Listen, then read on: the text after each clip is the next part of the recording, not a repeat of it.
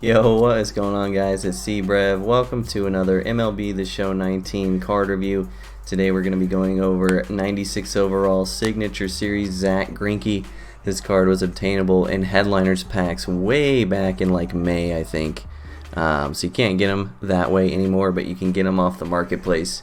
And he's currently selling for around 130,000 stubs. So with that being said, I'll get right into the card review.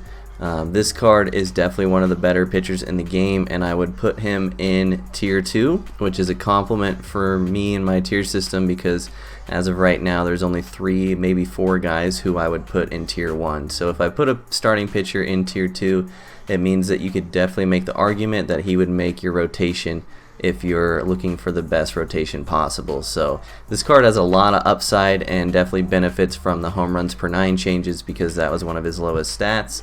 Relatively speaking, obviously, but there's a lot of upside with this card in a couple of ways. One, you can definitely feel the 97 walks per 9, not only in just the stat, but his delivery is so smooth.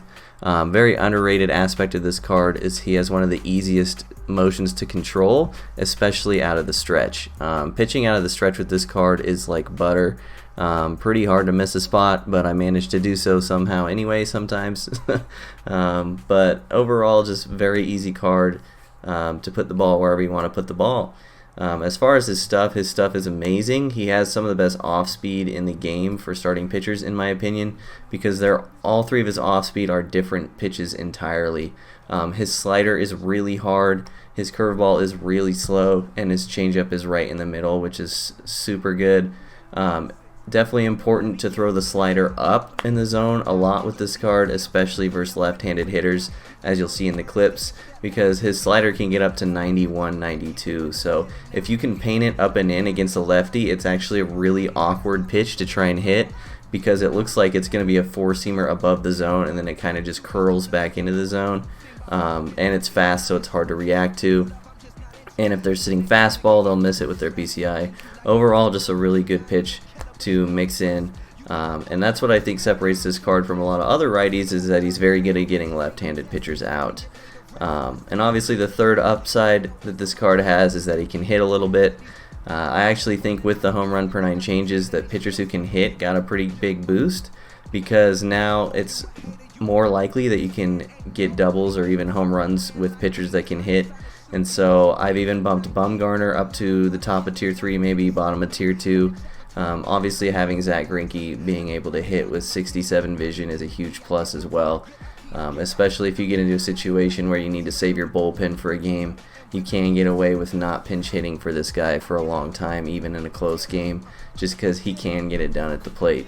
Downsides of this card, I would say, is velocity. He does get it up to 98, but his fastball just doesn't really seem overpowering regardless. You kind of have to pitch with off speed most of the time with this guy, which is fine. It's just that sometimes if you miss your spot with off speed, you're going to get rocked. So I was giving up a lot of solo home runs with this card, but overall the whip was low. The K per 9 was high. I think I had 10 strikeouts in 22 innings just from this weekend, which is pretty high when you're playing in the 900s and above.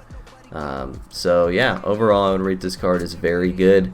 Definitely can make the argument to put him in the best rotation possible, and therefore I'd put him in tier 2. So as always, we'll rate the card how he rates in the meta, and we'll rate him compared to how much he costs. So how he rates in the meta, I'll give him a B+. Like I said, not quite in the A's, but definitely a good card, maybe even an A-.